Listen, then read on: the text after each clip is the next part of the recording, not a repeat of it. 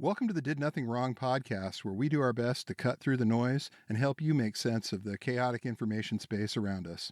I'm Griff. And I'm Jay McKenzie. Today, we're going to be talking about the Twitter files, aka the Twitter internal emails about the Hunter Biden laptop coverage decisions that journalist Matt Taibbi received from somewhere with some unknown stipulations attached. We will also cover the latest developments in the FTX scandal and Sam Bankman-Fried's startling admission that he gave a bunch of dark money to the Republicans for the 2022 midterm elections. And we'll have an update on the other declared candidate in the GOP presidential primary campaign, Kanye West, and the absolutely unhinged interview he did with Alex Jones recently. Thanks for tuning in, folks. We've got a great show for you today.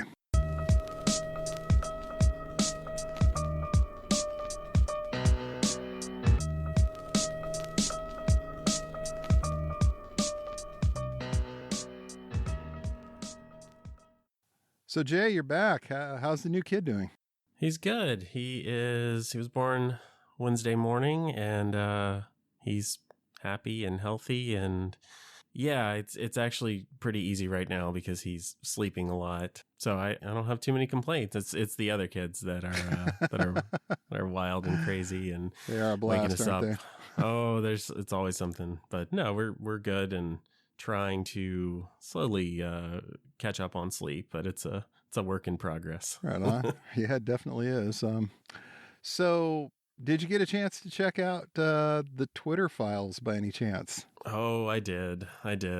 Many times while holding a sleeping baby, but yes, I have kept up with it, or the lack of it, I guess. Lack of it, yeah. You could almost fall asleep waiting for the next installment of the Twitter files to show up. These much-touted Twitter files got released last weekend, and it was supposed to be full of bombshells about the censorship of the New York Post story in 2020 about Hunter Biden's laptop. And MAGA couldn't really make that story stick in 2020. And this time around, the Twitter files seem to have had all the impact of a fart in the air conditioning. What we saw with this release was a slow-moving Twitter thread from former journalist Matt Taibbi.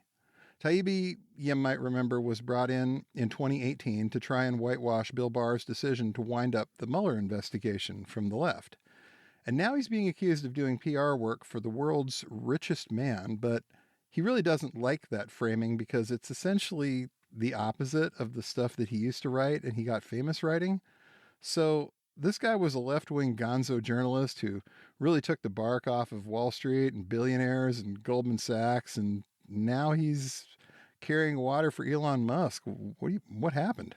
Well, he would say, as these types often do, that he didn't change, that everyone else did. That's the common refrain, whether it's Glenn Greenwald or Matt Taibbi or Cassandra Fairbanks. It's, well, I've always been this. You guys changed and the world around me changed.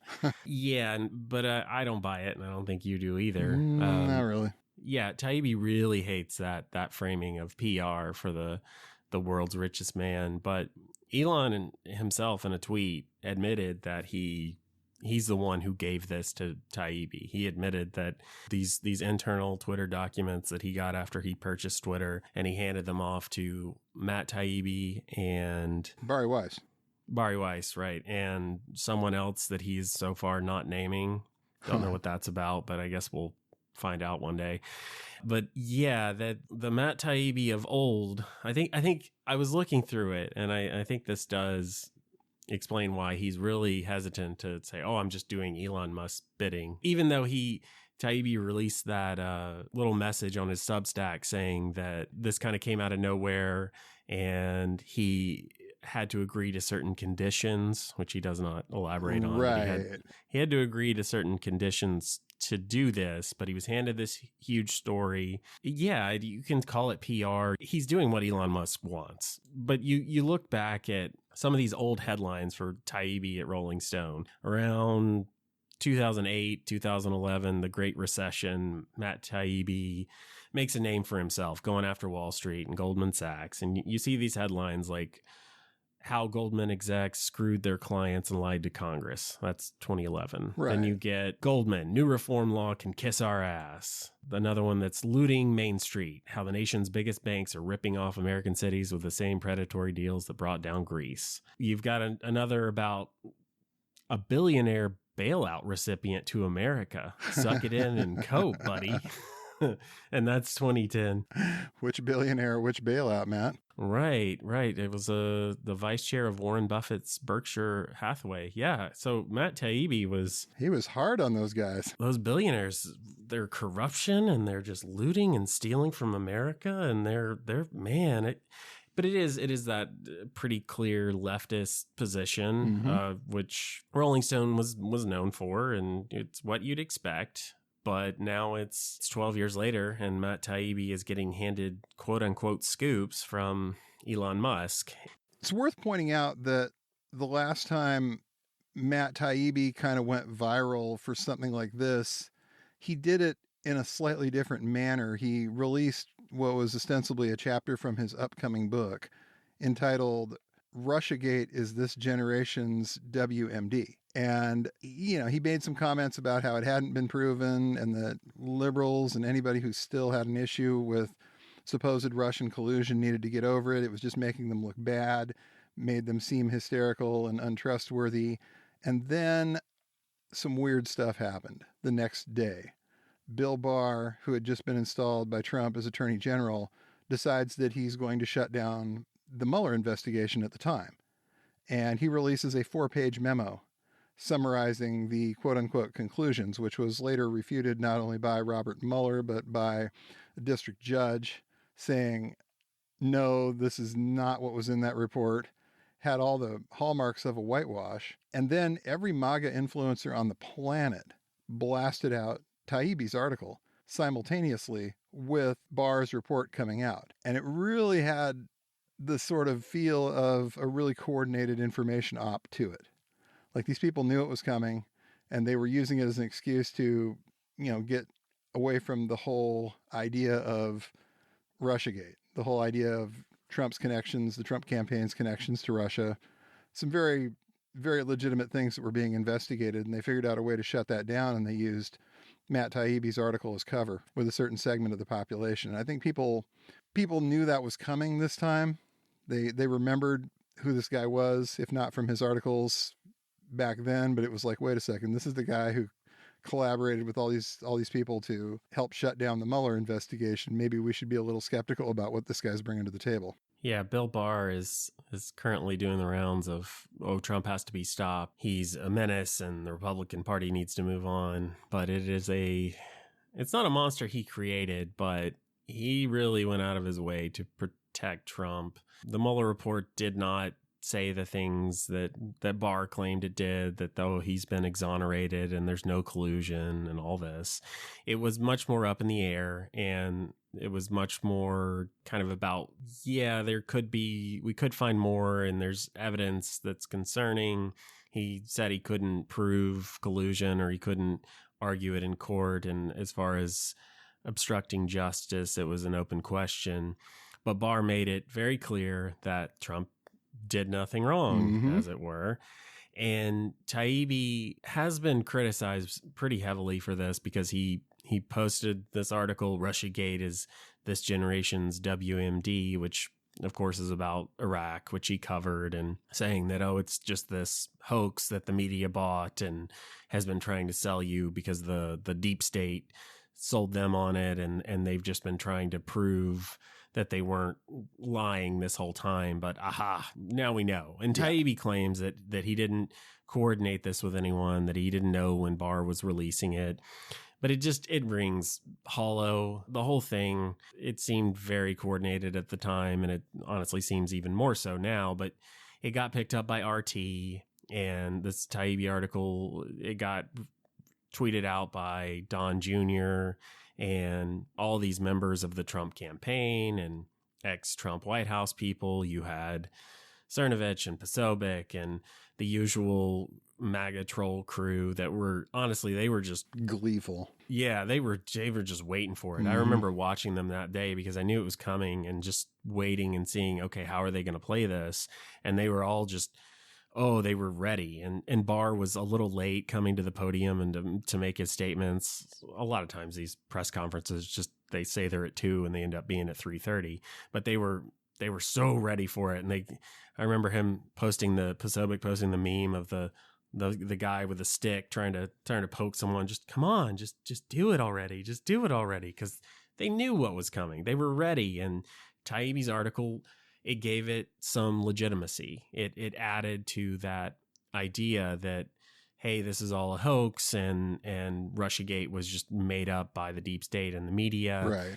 And it made it so they weren't just playing clips of Barr or sharing screenshots. This has even been dissected in the long form. Here's one of your guys saying it. Right. Here's this lefty. Even the lefties get it. Even the lefties know that you've just been sold this lie. And this guy, he went after Wall Street and the billionaires. He wouldn't lie to you. Yeah, he wouldn't lie to you. Yeah, well, it just got picked up by RT because we're just not going to talk about that. We're not going to talk about that.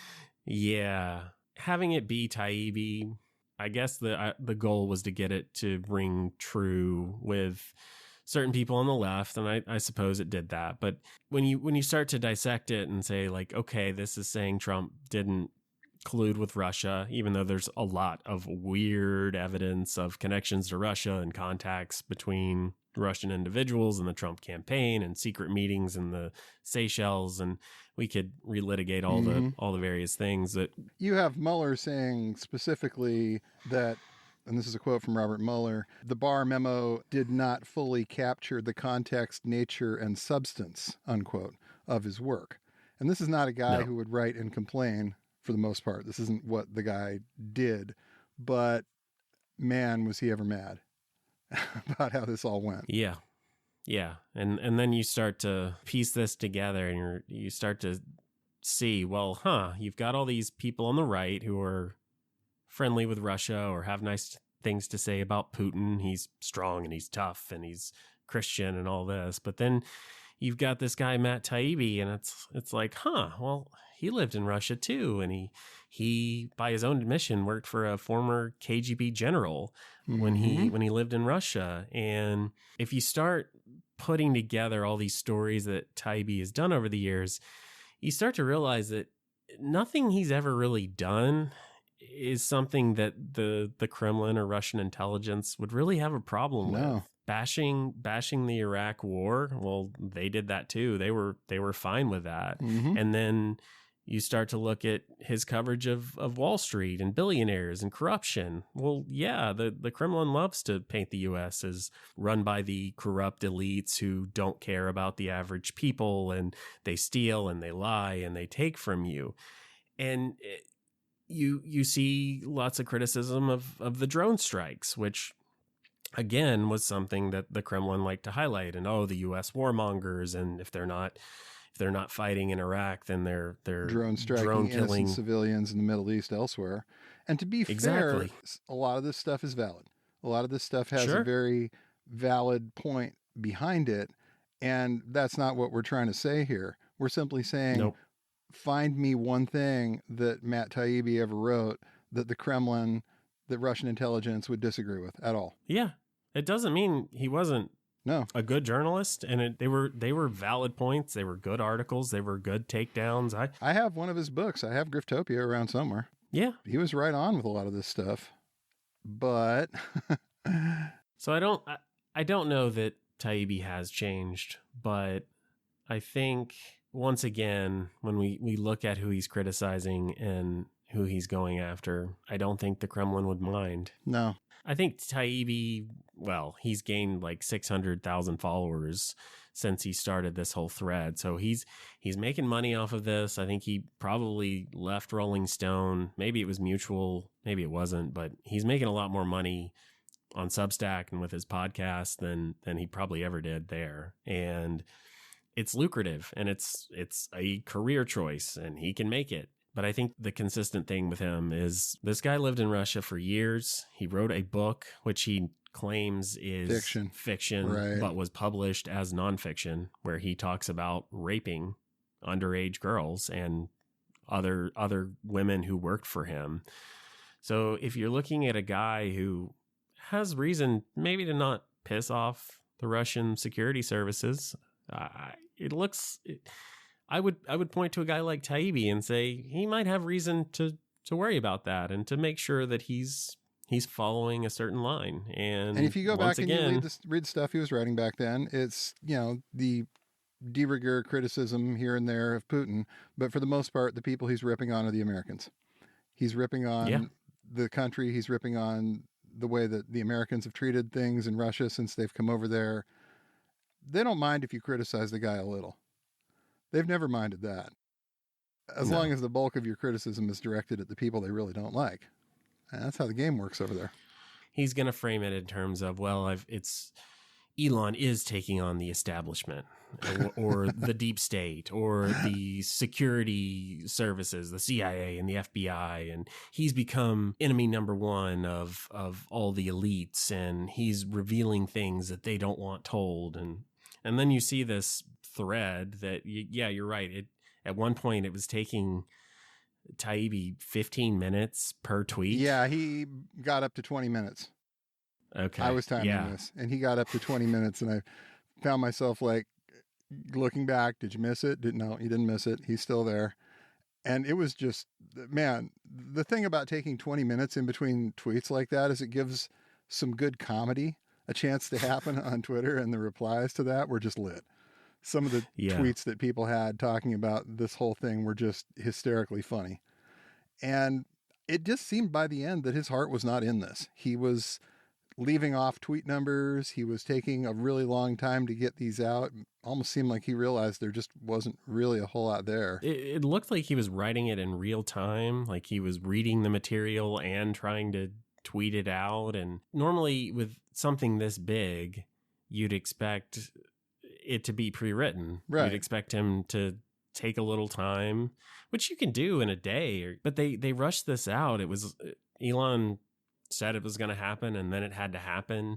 And it's not clear why. There's no clear reason that, oh God, it had to be done this day. They couldn't have, they could have taken 24 hours or 48 hours or whatever and actually put something together, and maybe even found Taibbi an editor to sort of clean this up a little bit. But for whatever reason, they didn't. And honestly, maybe it's just as simple as Elon had this and Elon wanted it out, and Elon said, put it out on this day, and Taibbi did his best. But yeah, like you said, there wasn't a lot there. Nope. It started off kind of looked like he had a rhythm and was going, and okay, he had a little introduction and it's going to build up. And then there was never really anything. Every time he kind of started to give an indication that he was going to have a bombshell, it didn't happen, or it just kind of petered out. So the first big bombshell that I think he tried to drop out of the thread was the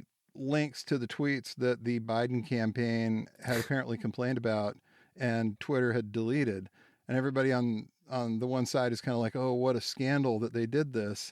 But then people started looking for those tweets in the archives, and they realized it was basically like revenge porn. Yeah. They were posting pictures of literally Hunter Biden nude. And sorry guys, that's not going to fly. There's a TOS here. And regardless of whose hog it is that's, in the pictures, it's not going to be okay. You can report that and it'll get taken down. Yeah. And it was claimed by some people. I know Buck Sexton was the big name that I saw, but that the government ordered Twitter to do this, as if Biden was already president, even though it was definitely the campaign. No. In 2020, that was Trump. Right. He hadn't even been elected. Trump was president. The election hadn't happened yet. It was a request from the Biden campaign. And even Taibbi admits there were plenty of requests from the Trump White House to take down tweets.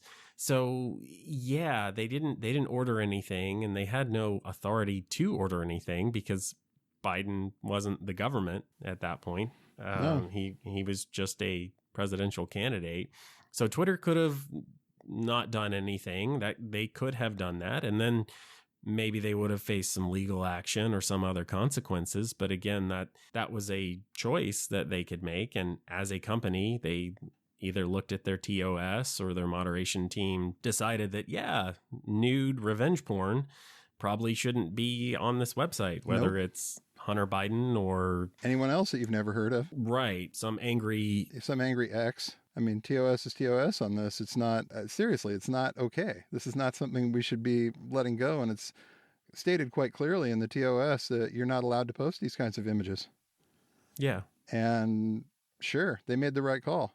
And I think people kind of realized that when they were looking at the archives of this stuff. They were like, hey, wait a minute. This isn't anything that shouldn't have actually been taken down, and it caused everybody to sort of look at the rest of the project with a somewhat more skeptical eye. Well, and part of the reason that even gained so much attention, or people were able to make sure that sort of takedown of the narrative went viral and got enough attention, is because Taibbi took so long. Yeah. Because everything was so slow, and people were looking around and saying, okay, we need to poke holes in this, or we either need to verify it or fact check it. Just what do we have here? Like, is any of this real? Does any of this make sense? And then people looked at it, and then they had 20 minutes before Taibbi's next tweet. So that's more than enough time for someone to point it out, and then retweets happen and everything just sort of builds. So I think before the right-wing preferred narrative about this, about the Twitter files are like the Stasi files, it's all censorship and the government is watching you and big tech is out to get you, and it's digital insurrection and the country will never be the same after this. All those things that they had like put into drafts weeks ago, and they were prepared to say about these tweets before it even got published. It didn't stick, and no one bought it. Nope. And part of that is because people are a lot smarter about these things than they were 5 years ago. They can smell the bullshit. Really, they know the right wing is going to manufacture this, whether it's real or not, and they're much more skeptical than they used to be. The default position is now skepticism when these kinds of things come up. Right, which is honestly how we even got here, because the reason the New York Post story about Hunter Biden's laptop and what supposedly was on there that got published in 2020, the reason it didn't take off like WikiLeaks and Hillary's emails in 2016 is because a lot of people learned their lesson. They're like, hey, wow, this looks really familiar, and these are the same people, and Rudy Giuliani is palling around with this guy who we think is a Russian agent, and they've been digging for dirt for 2 years, and gosh, this checks a lot of boxes. And they're still mad. They're still really mad that didn't work, and that they didn't just get that story just uncritically blasted out everywhere. But you look back at it and you're like, there were some legitimate questions about the material. There were some legitimate questions about the chain of custody of the material. There were some legitimate questions about the source of the material and Rudy. And Rudy didn't want to answer those questions at the time. He blew off everybody who tried to ask him. He wouldn't hand off the data to Washington Post or New York Times. He would only go to the New York Post, which was a Murdoch-owned, Trump-friendly site, who were willing to publish it. But anyone else who asked, Rudy and Bannon and the Trump campaign, whoever else had it, said, no, we're not doing that. Right. And so they didn't run with it. And Twitter, Jack Dorsey came out later, and other people at Twitter said, yeah, we overreacted, and yeah, we shouldn't have put a warning on there about an unsafe link. So they've come out and said, we went too far. There was some suppression, and we wish we'd done it differently. So they own that. And I think it was understandable at the time for Twitter to feel like they had to do something. And I think they did go too far, but it all happened very quickly, and it looked very familiar to them. And you had all these people on the right that were ready to blast this one story out as if it was just God's honest truth, you know? Right, exactly. This has all been proven. It's known. It's true. Take it all at face value. And Twitter's executives and content moderation, everyone else was looking at this and saying, okay, they're doing it again, and they're going to convince all these people, and it's going to be our fault if we do nothing. So yeah, they probably did overcorrect, but it's not the story the right is selling, because even in these quote unquote Twitter files, you've got Taibbi posting emails of people debating this, people at Twitter saying, can we really do this? Does this really correspond to our TOS? Do we have evidence backing up this move? And there was a lot of hemming and hawing and uncertainty, and it wasn't this united front of, well, this is going to hurt Joe Biden, so we just won't let it happen. They sold this great revelation, and really you've got people who are sitting there and doing their best with incomplete information. Trying to do their job. There's no smoking gun. Yeah, not yet. They were looking for a smoking gun, and they didn't produce one in the first batch. And honestly, with the way that it got presented, there's virtually no way that even if there is something significant in there, you're going to be able to get people to pay attention to it. They shot their shot, as it were, and it did not land. Yeah, and it's been, what has it been? Was that Saturday? That was Friday. That was Friday night. No, it was Friday night, and Elon promised round 2 would be on Saturday, and it is not here yet. No. So when's it coming? Is it coming? Is Taibbi even up for it? Has anyone heard from him? He's posted some stuff, but he has not elaborated. Yeah, he really hasn't. And it really does make one wonder about what these stipulations actually were on it.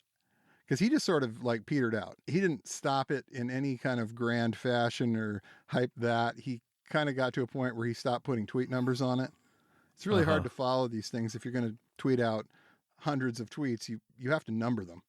Give people some way to kind of come back to what was before. And he had stopped doing that at about 60, I think. Tweeted about 5 more and was like, that's it, people. I'm done. There's more. Good night, everyone. Good night, everyone. The rest is coming. And it's kind of like, that's it, really?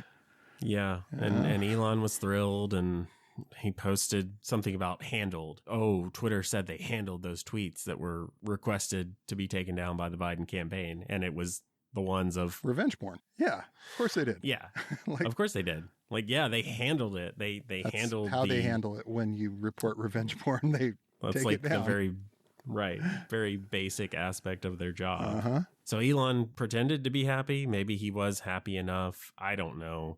You had one House Republican go on Fox as soon as all of this was over and say, yeah, we're going to investigate this. We're going to haul every last Twitter exec in front of Congress, I believe was make the quote. Them testify. How could they? And all of this, as if, yeah, that also appears to have been planned or coordinated. And that'll knock down the inflation rate. Right.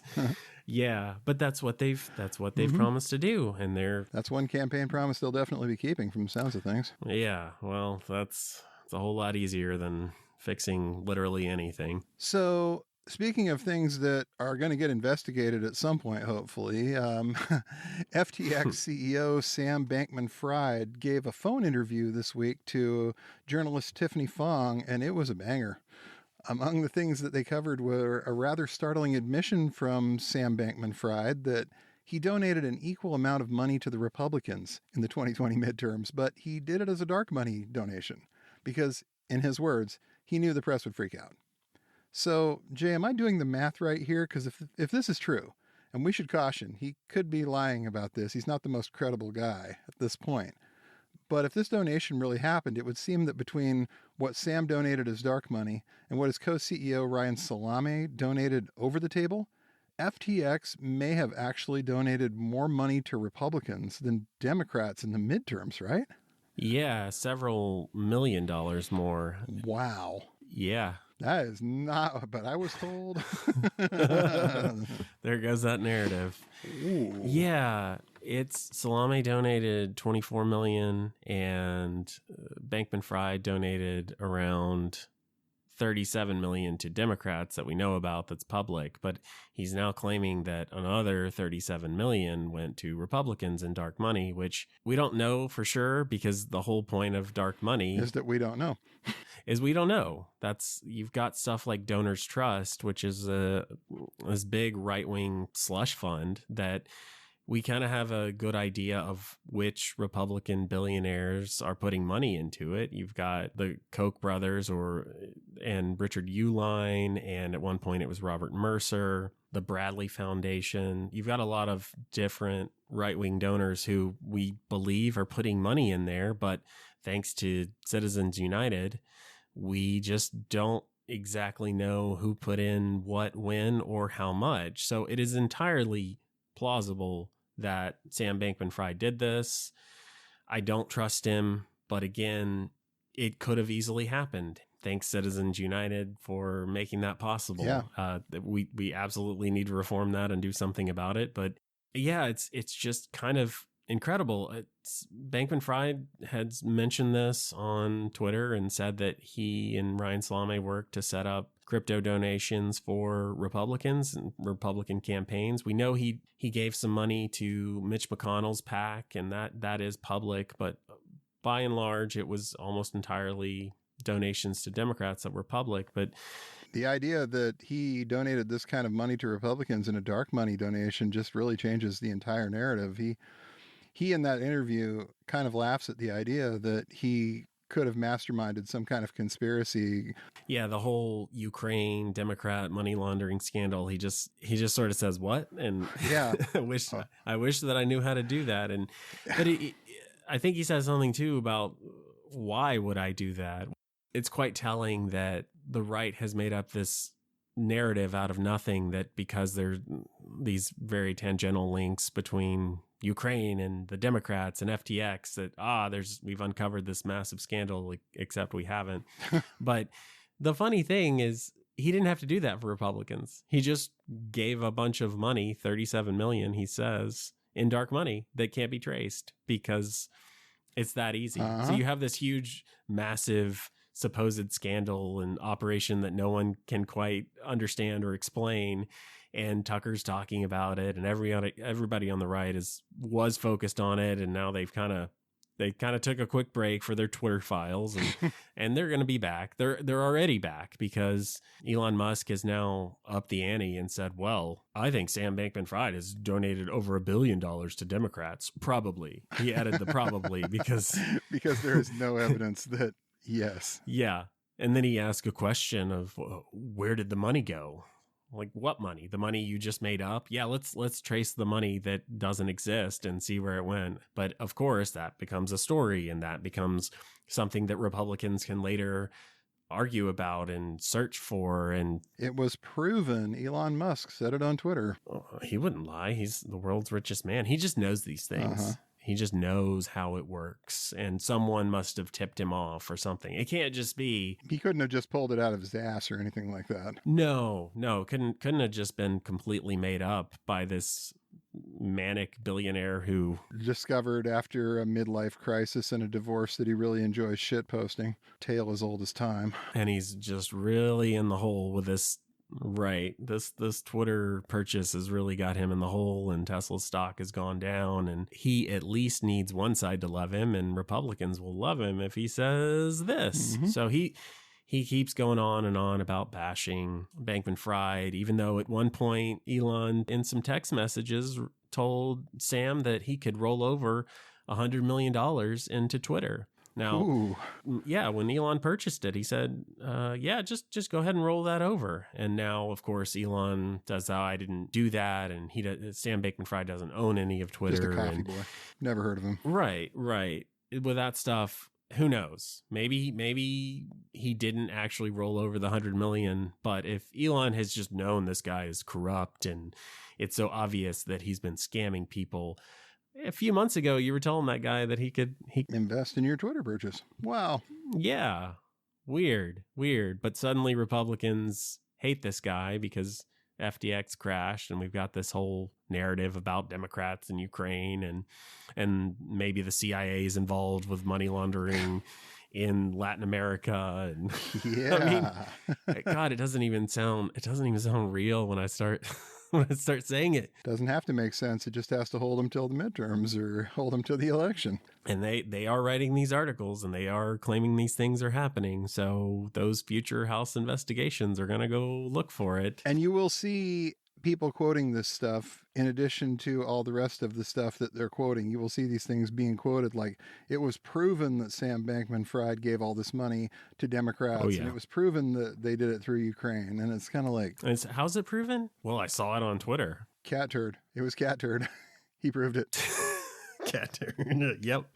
Oh, good old cat turd. That's a good source to have, who can now finally speak freely because of Elon Musk.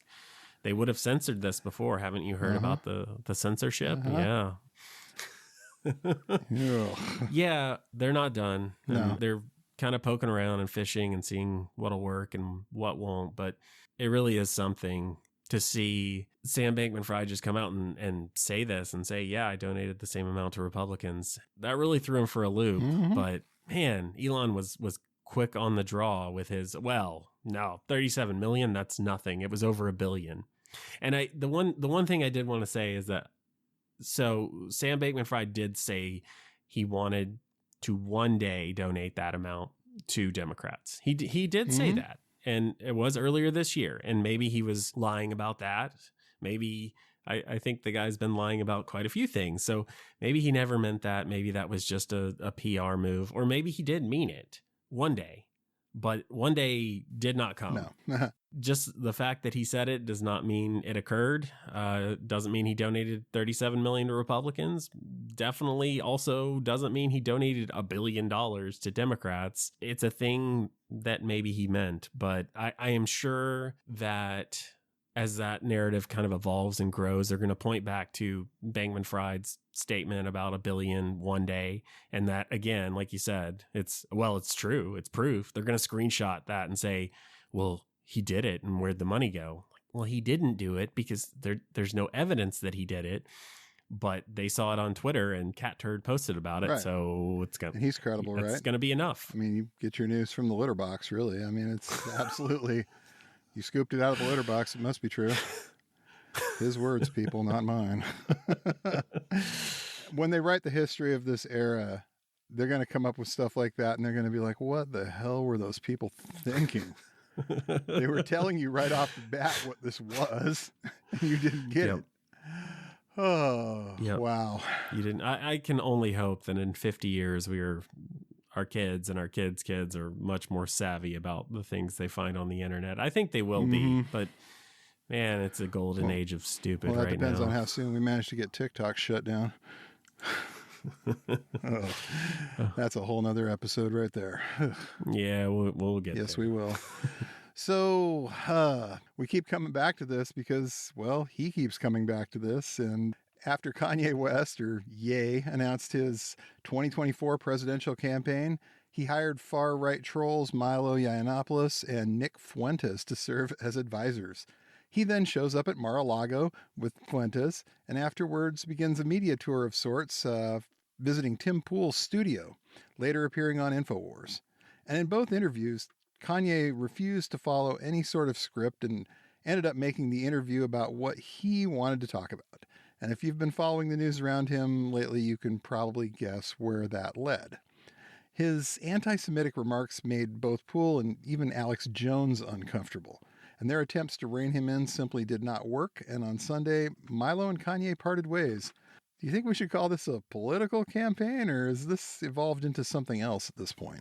I think they're going to keep calling it a political campaign, but the biggest kind of influencers that I see pushing it now are Nick Fuentes, who's still officially being paid by Kanye in some sort of way, and Andrew Anglin over at the Daily Stormer, who's back on Twitter now and trying to keep his account and posting lovely things about Jesus, and his Twitter profile has Bible.com as the website in it because he's claiming to be a good boy now who only wants the world to be peaceful and good. And yeah, it's obviously a lie. I think we're going to talk plenty more about that, but he's glad to be back on Twitter, and he definitely wants to keep his account, as a lot of these guys do. And I think they've learned now that they need that Twitter account, but be careful what you say. And when you need to say the crazy, awful things, you go ahead and say that on your website or your podcast or your show. I think Twitter is just kind of a recruiting ground for them. And that's, I think, an article we'll have to write and talk about later, is giving these guys a mainstream platform to be active on means that people will flock to them. They will flock to their Twitter accounts, and then more people are going to read their sites and listen to their shows and podcasts, and they are going to grow their movement this way. This is why deplatforming is a good idea with someone who is as racist and terrible as Andrew Anglin. Daily Stormer has his website has been banned basically everywhere, but he's still managed to have a .in Indian domain going. So he's still online. They find a way to keep going, just like Alex Jones finds a way to keep going, just like Tim Pool is hoping to avoid having to do, which is why he very, very gently pushed back on Kanye West when I watched the interview and Poole kept trying to redirect Kanye to talk about Trump and what did Trump say and how did the interview happen and who was there and how did it go? And he kept trying to do that, but Kanye kept getting more and more annoyed at being interrupted because he just wants to hear himself talk.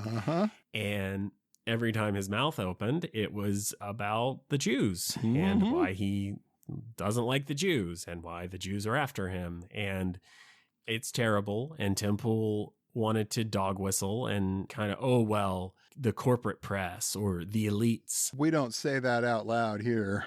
Right. The globalists, but we don't mean Jews. We just mean globalists. And yeah, Tim Pool is not afraid of dog whistling anti-Semitism, but he does not want to go full on Holocaust denial as Kanye has done and then proceeded to do on the Alex Jones show the next time he got on. Right. He walked off the set with Tim Pool because Pool wouldn't go there. And so Kanye left and then he goes on Alex Jones' show in a mask that completely covered his face and said that he's a Nazi and he likes Hitler. And you could hear it in Alex Jones' voice that he was uncomfortable and this was too far. And he said something about, we don't do the Jew hatred around here. He doesn't like the Jew hating stuff. Yeah. But again, Alex Jones, he 9/11 truther and Sandy Hook, he denied that happened and he's $1.5 billion down for denying that happened. Exactly. He's pushed most of the worst conspiracy theories out there. But even he was like, oh, dude, just can you chill? We're not doing the protocols, dude. Can't do that. It's not. Yeah. So Kanye's crazy just cannot be contained. And I think we both agreed that this was some degree a Trump campaign stunt, just like it was in 2020. You've got Trump guys out there supporting Kanye yet again. And like, this is Trump running against Kanye, quote unquote, because nobody else is out in the field. But when you start saying, I love Hitler and I'm a Nazi and all this stuff, if Trump even mentions Kanye's name at this point, he's going to be criticized, and rightly so. Like, you can't campaign against a Holocaust denier. No. You can't talk about that guy. There's nothing to fight against now. It's just Kanye's going to keep talking and saying the things that he says. Who knows where this is going to end up either. I mean, this is seriously, when Alex Jones has basically declared that you're too crazy for InfoWars. I mean, really, he's guest hosting Nick Fuentes' show, America First on Rumble is probably about as good as it's going to get for him right about now. Yeah, Nick Fuentes and Andrew Anglin are as quote unquote mainstream as he's going to get now because everyone else is not when Tim Pool can't pull you off the ledge and you walk out because he's because the thing that got me about Tim Pool's episode is there was one other guy that was co-hosting with him who was a Pizzagate pusher. It's the We Are Change Luke Rudkowski. Right. Yeah. Like, he's full on Pizzagate and Seth Rich and all of this stuff that the MAGA trolls have pushed. And he was in there acting like the sane and reasonable voice in the room. And it's like, it's gone so far. I think they thought they could kind of weaponize or control Kanye and point, like, push him in a certain direction. We're going to have you go on Tim Pool and InfoWars and let's have you do the rounds and you can talk up Trump and all, but it just, there's no control in that guy. There just isn't. He is in a place right now that very few people can reach. And he is just, I mean, where do you even go? He's just, well, yeah, I guess my comment was like Kanye's crazy broke kayfabe, and maybe you know of some examples. And well, yeah, there's a rather kind of famous one in the wrestling business, a guy by the name of Brian Pillman, who at one point did an angle where he was the loose cannon and he got himself quote unquote fired from World Championship Wrestling where he was working at the time. And right before he was fired, he did a match with a guy named Kevin Sullivan, who at the time was in charge of booking, in charge of like basically putting the scripting together. And it was an I respect you match, and you win when you make the other guy say you respect him. So Pillman beats up on Sullivan for a while, and Sullivan's not saying anything. And finally they switch, and Sullivan starts to go on offense. Pillman grabs the mic and says, "I respect you, Booker man," threw it down and walked out.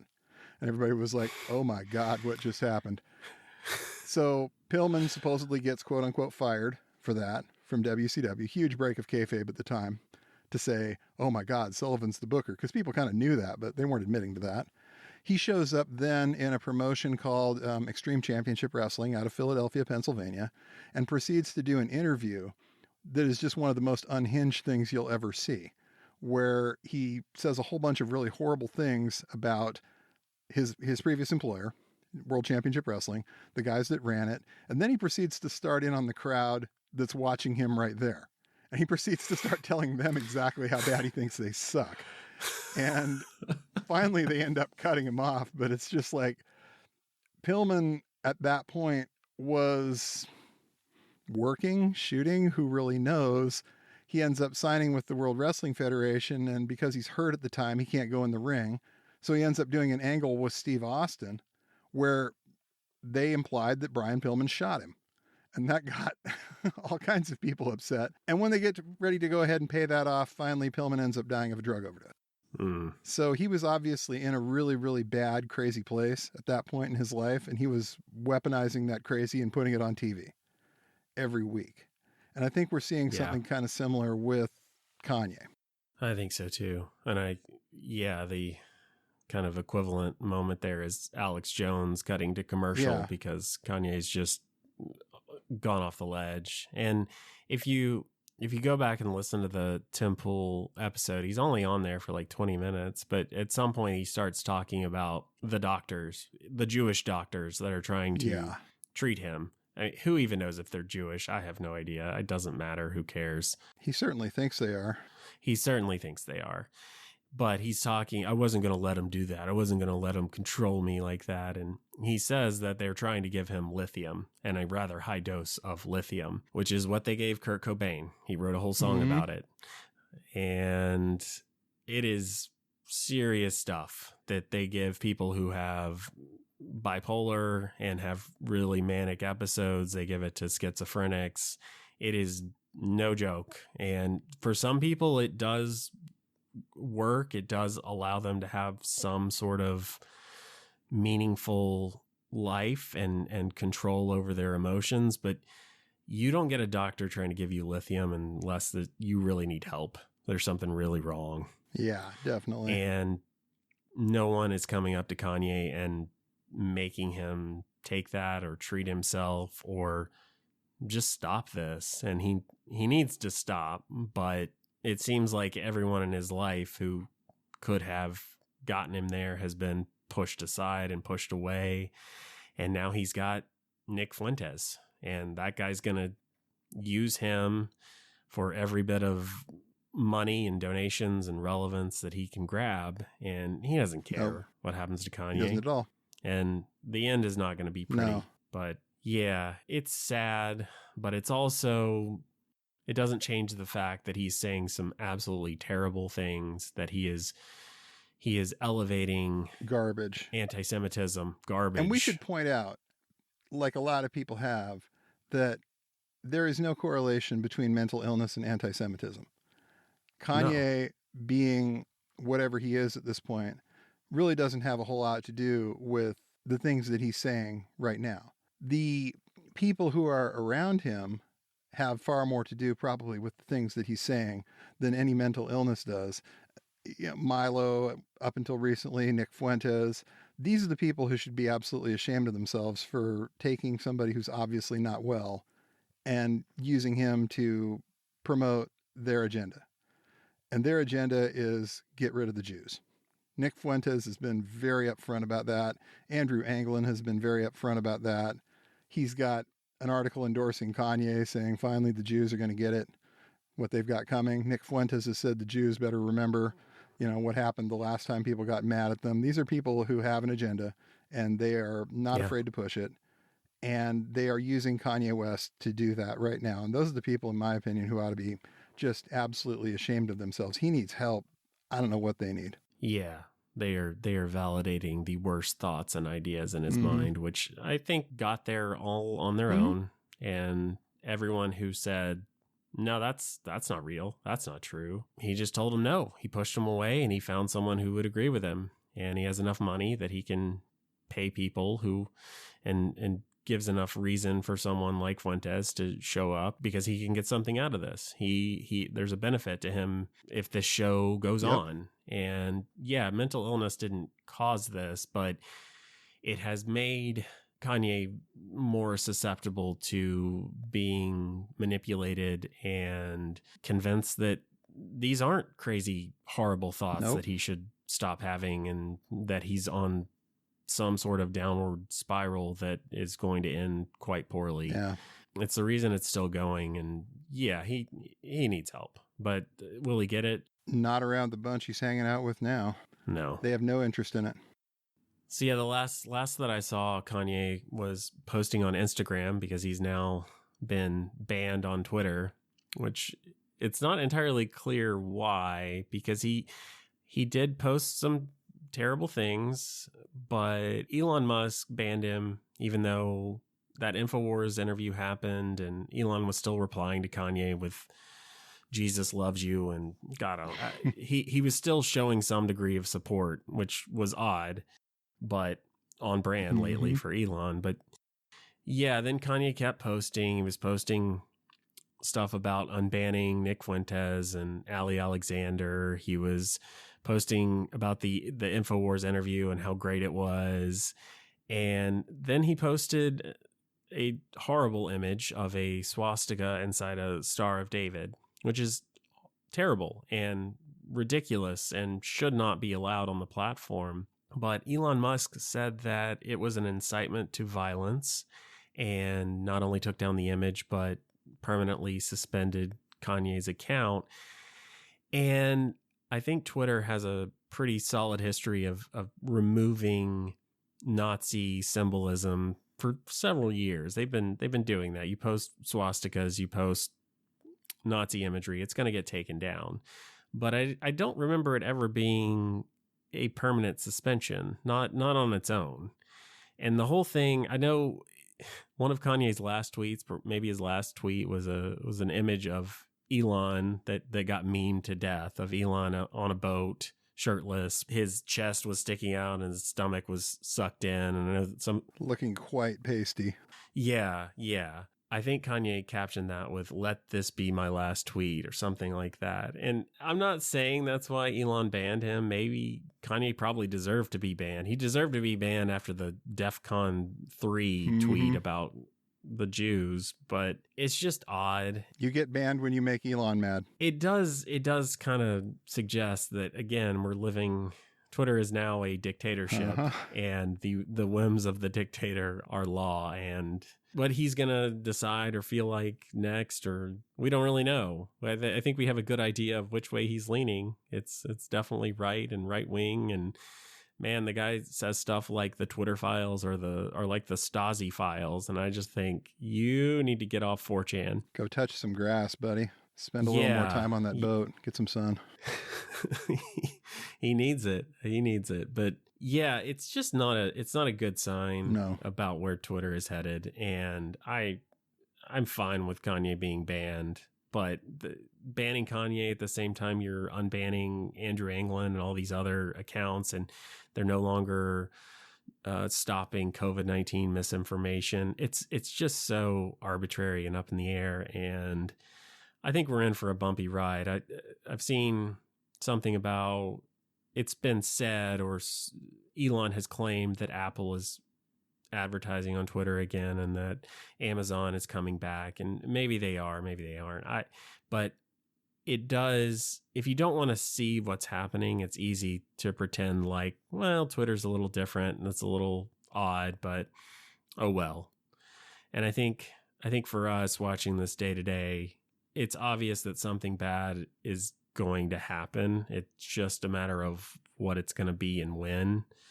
But you let these people back on and let them keep talking like this, and we've seen this before, right? The problem is, as long as Twitter is where narratives start for so much of the world, you're going to have this problem because everybody wants to be in that space. Everybody wants to have that piece of that real estate because they've got an agenda and they want to be able to push their agenda.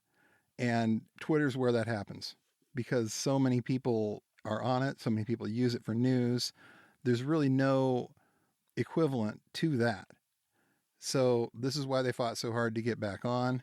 This is why the idea that one person controlling this whole thing is just such a terrible idea. It's just, yeah, I agree with you completely that if it keeps going in this direction, this could end up bad. This could end up really, really bad. And hopefully it doesn't. Hopefully they smarten up a little bit. Hopefully Elon decides to not do what he's been doing, but hand it off to somebody else. Let somebody else take over. Yeah. And there's nothing saying he has to run the day-to-day. He can still own it. Somebody else can run it. That would be a hell of a suggestion, but it just doesn't seem like that's what we've got going right now. He's got a new toy and he really enjoys playing with it. Yeah. So I think we're going to keep going back to this, and hopefully you understand why we think it's important, but it's not just about Twitter. It's about, like you said, the narratives and how they're going to evolve and how it's going to affect the real world. Yeah. And one person should not be in charge of the direction of the conversation goes. No. And right now it is. And that is just the absolute worst case outcome, I think, of any of this, is that one person gets to decide what you hear, what you see, what the news media is going to gravitate towards, and that's where we're heading. Hopefully that changes, because no one man should have all that power. Thanks for listening to the Did Nothing Wrong podcast. If you want to hear more, you can go to didnothingwrongpod.com. You can also follow us on Twitter at James, the word 4, and the letter M, all one word, and Grizza BJJ, Grza BJJ, as well as DNW Pod. Thanks again for tuning in, and remember, everyone mentioned did nothing wrong.